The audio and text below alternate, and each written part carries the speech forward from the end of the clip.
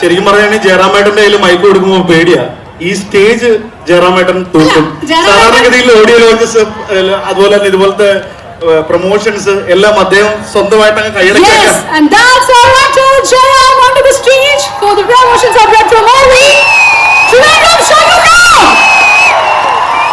ജയറാമേട്ടൻ സ്റ്റേജിൽ വന്നു കഴിഞ്ഞാൽ പിന്നെ നമുക്കൊന്നും ഇവിടെ പ്രസക്തി ഇല്ല. കാരണം ഈ ഒരു സിനിമയുടെ ഭാഗമായിട്ട് ഒരുപാട് കഥകൾ പറയാനുണ്ട്. നമുക്ക് ഒരുപാട് സന്തോഷമുണ്ട് കേട്ടോ തിരുവനന്തപുരത്ത് എത്തിയതിൽ ഇതിന്റെ ഭാഗമായിട്ട്.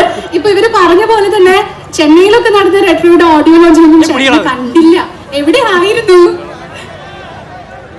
തെലുങ്ക്, കന്നഡം, ഇപ്പൊ പുതിയതായിട്ട് ഭോജ്പൂരി, ഈ വർഷം ചെയ്യാൻ പോകുന്ന ആസാമി. അടിപൊളി. നമസ്കാരം. ഞാൻ എന്ത് പറഞ്ഞു തുടങ്ങണമെന്ന് എനിക്കറിയില്ല. കാരണം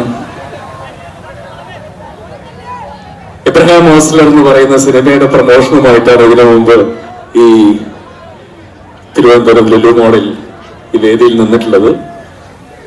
വീണ്ടും ഒരു ചരിത്ര വിജയമാവാൻ തീർച്ചയായിട്ടും 100% അർഹതപ്പെട്ട ഒരു സിനിമയുടെ ഭാഗമായിട്ട് വീണ്ടും ഇവിടെ വന്ന് നിൽക്കാൻ കഴിയുന്നതിൽ വളരെ വളരെ വളരെ വളരെ സന്തോഷം. ഇതിന്റെ ഒരു തുടക്കം ഞാൻ പറയാം. കാർത്തിക് സുബ്രാജ് എന്ന് പറയുന്ന സംവിധായകന്റെ കൂടെ വർക്ക് ചെയ്യണമെന്ന് ആഗ്രഹിക്കാത്ത ഒരു നടൻ പോലും ഉണ്ടാവില്ല. അങ്ങനെ ഇരിക്കുന്ന സമയത്ത് ഒരു സുപ്രഭാതത്തിൽ അദ്ദേഹത്തിന്റെ ഫോൺ കോൾ എനിക്ക് വരുന്നു. സാർ, കാർത്തിക് സുബ്രാജ് പേസ്, എനിക്ക് ഒരു സ്റ്റോറി ചൊല്ലണമെന്ന്. എന്നാ പറഞ്ഞു, അയ്യോ എന്റെ അടുത്താണ്. ശരി, ഞാൻ വീട്ടിലേക്ക് വരാമെന്ന് പറഞ്ഞു. അങ്ങനെ അദ്ദേഹം മദ്രാസിലുള്ള എന്റെ വീട്ടിലേക്ക് വന്നു. ആരാ എന്താ ഒന്നും പറഞ്ഞിട്ടില്ല. അദ്ദേഹം കഥ പറഞ്ഞു തുടങ്ങി. കഥ പറഞ്ഞു തുടങ്ങിയപ്പോ ഭയങ്കര ഇൻട്രസ്റ്റിംഗ് ആണ്. അപ്പൊ ഇങ്ങനെ ഓരോ കഥ മുഴുവൻ ഞാൻ പകുതി കഴിഞ്ഞ് വെച്ചു. ഇനി എനിക്ക് സസ്പെൻസ് വെക്കാൻ പറ്റില്ല, ആരാണ് ഇതിലെ പ്രധാന നായകൻ, ഈ കഥാപാത്രം. പുള്ളി പറഞ്ഞു, ഒന്ന് ഊഹിച്ച് പറയാൻ പറ്റും. ഞാൻ അപ്പ പറഞ്ഞു, സൂര്യല്ലേ ഇത് ചെയ്യുന്നത്. ഞാൻ ചോദിച്ചാണ്, എനിക്ക് അറിയ പോലില്ല ഇത് ആരാ ചെയ്യുന്നതെന്നും അറിയില്ല. ഞാൻ പറഞ്ഞു, ഈ ക്യാരക്ടർ ആക്ടർ സൂര്യയാണ് അല്ലേ ചോദിച്ചു. പുള്ളി എനിക്ക് കൈ തന്നു, സൂര്യയാണ് ചെയ്യാൻ പോകുന്നത്. ഞാൻ ചോദിച്ചു, തൊട്ടടുത്ത് ചാപ്ലിൻ പാരിവേൽ എന്ന് പറയുന്ന ഡോക്ടർ, അത് ആരാണ് ചെയ്യുന്നത് ചോദിച്ചു. അതിന് വേണ്ടിയിട്ടാണ് എൻ്റെ അടുത്ത് വന്നതെന്ന് പറഞ്ഞു, ചാപ്ലിൻ പാരിവേൽ. ഞാൻ പറഞ്ഞു, ഇത് ഞാൻ ചെയ്യുന്നു. ഇത് എന്താ ഏതാ അതിന്റെ ഡീറ്റെയിൽ ഒന്നും ഞാൻ പറയില്ല. പക്ഷേ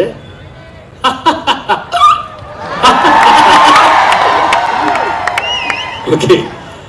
ആൻഡ് രണ്ടാമത്തെ ഒരു കാര്യം, ശരിക്കും പറഞ്ഞാൽ ഇത്രയും എൻജോയ് ചെയ്തൊരു ഷൂട്ടിങ് ഏകദേശം ഒരു 10-40 ദിവസത്തോളം ആൻഡമാൻ നിക്കോബാർ ഐലൻഡ്സിൽ ഒരു ഐലൻഡ് ഫുള്ളായിട്ട് എടുത്ത് ചുറ്റും വെള്ളത്താൽ ചുറ്റപ്പെട്ട് കിടക്കുന്ന അവിടെ എത്രയോ ആയിരക്കണക്കിന് 10,000-കണക്കിന് ആളുകളും അതിന്റെ ഷൂട്ടിങ് എന്റെ സീനസ് ഒക്കെ കഴിഞ്ഞാലും ഞാൻ പോവില്ലായിരുന്നു.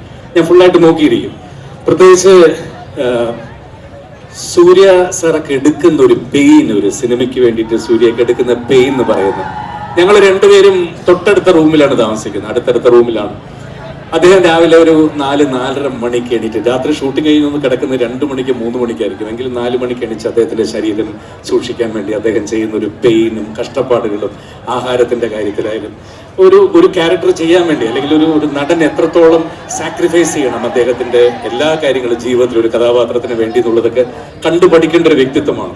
പിന്നെ എനിക്ക് ആ കുടുംബവുമായിട്ട് വളരെയധികം ഒരു അടുപ്പമുള്ള വ്യക്തിയാണ്. ഏത് സമയവും എനിക്ക് കയറി ചെല്ലാവുന്ന ഒരു വീടാണ് അദ്ദേഹത്തിന്റെ.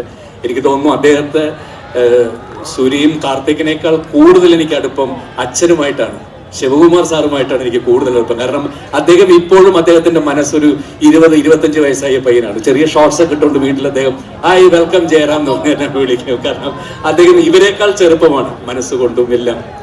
സോ എനിക്ക് കാർത്തിക്കിന്റെ കൂടെ അഭിനയിക്കാൻ സാധിച്ചു പൊന്നിയൻ സെൽവൻ എന്നുള്ള സിനിമയിൽ. ഇപ്പോൾ സൂര്യ സാറിന്റെ കൂടെ അഭിനയിക്കാൻ ഭാഗ്യമുണ്ടായി. എന്തായാലും ഒരുപാട് സന്തോഷം. അദ്ദേഹത്തെ കുറിച്ച് ഒരുപാട് കാര്യങ്ങൾ പലരും പറഞ്ഞിട്ടുള്ളതാണ്, നിങ്ങൾക്ക് അറിയാവുന്ന കാര്യങ്ങളുമാണ്.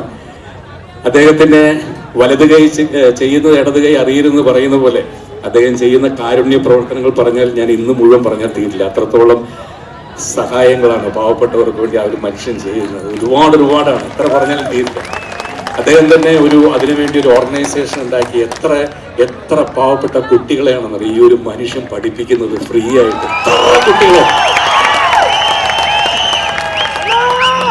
ഒരുപാട് പേർക്ക് അറിയാത്ത കാര്യങ്ങളാണ്. അദ്ദേഹത്തിന്റെ ഈ ഒരു ഭംഗിയും ചിരിയും രൂപവും അദ്ദേഹത്തിന്റെ ഇത് മാത്രമേ അറിയുള്ളൂ.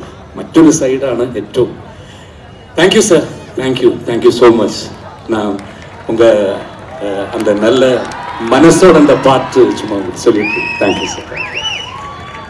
വേറെന്താ, ഒരുപാട് സന്തോഷം.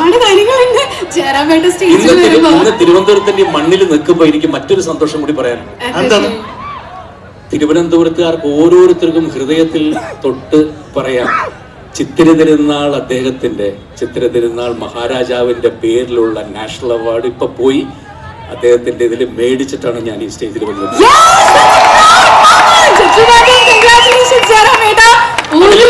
അതിലും വലിയൊരു പ്രൗഡ് എനിക്ക് തിരുവനന്തപുരത്തിന്റെ അറിയാം. ചേട്ടൻ ഇപ്പൊ ഇവിടെ സ്റ്റേജിൽ നിൽക്കുമ്പോൾ എന്തുമാത്രം അഭിമാനത്തോടുകൂടിയായിരിക്കും നിൽക്കുന്നത്. നമ്മുടെ മലയാളികൾ ഓരോരുത്തരും തീർച്ചയായിട്ടും ചേട്ടന്റെ പേരിൽ അഭിമാനിക്കുന്ന ആൾക്കാർ തന്നെയാണ്. സിനിമയിൽ നിന്ന് എനിക്കും സ്പോർട്സിൽ നിന്നും ശ്രീജേഷ് നമ്മുടെ ഹോക്കി ക്യാപ്റ്റൻ ആയിരുന്നു. ഞങ്ങൾ രണ്ടുപേരും ഏറ്റുവാങ്ങിയിട്ട് ഞാൻ അവിടെ നിന്നാണ് നേരെ നമുക്ക് കൊടുത്താലോ. നമ്മുടെ സ്നേഹം, ആ ഒരു appreciation to getting this award ആണ് നമ്മൾ ഈ കാണിക്കുന്നത്. വൺസ് അഗൈൻ കൺഗ്രാറ്റുലേഷൻ ചേട്ടാ. ഇവിടെ ഇരിക്കുന്ന ഓരോരുത്തർക്കും മറ്റൊരു റിക്വസ്റ്റ് കൂടി ഉണ്ട്. ചേട്ടനെ നേരിട്ട് കാണാൻ കിട്ടുമ്പോ ഇവിടെ ഇരിക്കുന്ന ആരെങ്കിലും ഒന്ന് നമുക്ക് ഇമിറ്റേറ്റ് ചെയ്യാൻ. റെട്രോയുടെ സെറ്റില് ചേട്ടൻ ഒബ്സർവ് ചെയ്ത് അങ്ങനെ പണി കൊടുക്കാറുണ്ടായിരുന്നു ആരെങ്കിലും ഉണ്ടോ? ണ്ടായിരിക്കും അവരുടെ മാനറിസവും. ജോർജ് ചേട്ടന്റെ മാനറിസം ഒന്ന് കണ്ടുപിടിച്ചായിരുന്നു എപ്പോഴെങ്കിലും.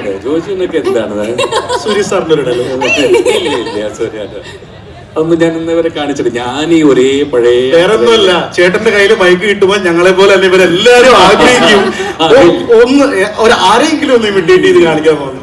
കാണിച്ചത് കഴിഞ്ഞ 50 വർഷമായിട്ട് ഞാൻ കാണിക്കുന്നത്.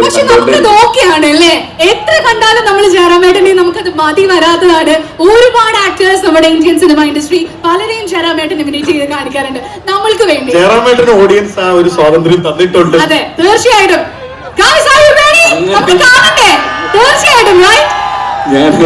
ഞാൻ എപ്പോഴും എല്ലാ സ്ഥലത്തും ചെല്ലുമ്പോഴും കഴിഞ്ഞ 40-45 വർഷമായിട്ട് എല്ലാ വേദികളിൽ ചെല്ലുമ്പോഴും ഇപ്പോ ഈ പുതിയ ജനറേഷൻ ചെറിയ കുട്ടികൾ പഠിക്കുന്ന സ്കൂളിൽ ചെല്ലുമ്പോഴും 4ലും 5ലും പഠിക്കുന്ന കുട്ടികൾ ഞാൻ സംസാരിച്ച് തീരുമ്പോ എന്നോട് പ്രേംനസീറിനെ കാണിക്കോ അപ്പൊ ഞാൻ ചോദിക്കും അവരോട്, പ്രേംനസീറിന്റെ ഏതെങ്കിലും സിനിമകൾ കണ്ടിട്ടുണ്ടോ? പക്ഷെ അവർക്ക് കണ്ടിട്ടില്ലെങ്കിൽ പോലും ഞാൻ എന്തോ അത് കാണിച്ചിട്ടേ പോവുള്ളൂ, അതൊരു ചടങ്ങാണെന്നാണ് അവർ വിചാരിച്ചിരിക്കുന്നത്. അങ്ങനെ എല്ലാ സ്ഥലത്തും ചോദിക്കാറുണ്ട്. അത് തന്നെ കാണിച്ചാൽ മതിയോ? റിപ്പീറ്റേഷനായിട്ട് തോന്നിയാലും ഉറപ്പായിട്ടും. ശരി, തീർച്ചയായിട്ടും. சார், பிரேம் நசீர் சார் அப்பாவுக்கு தெரியும், அப்பாவோட க்ளோஸ் ஃப்ரெண்ட்.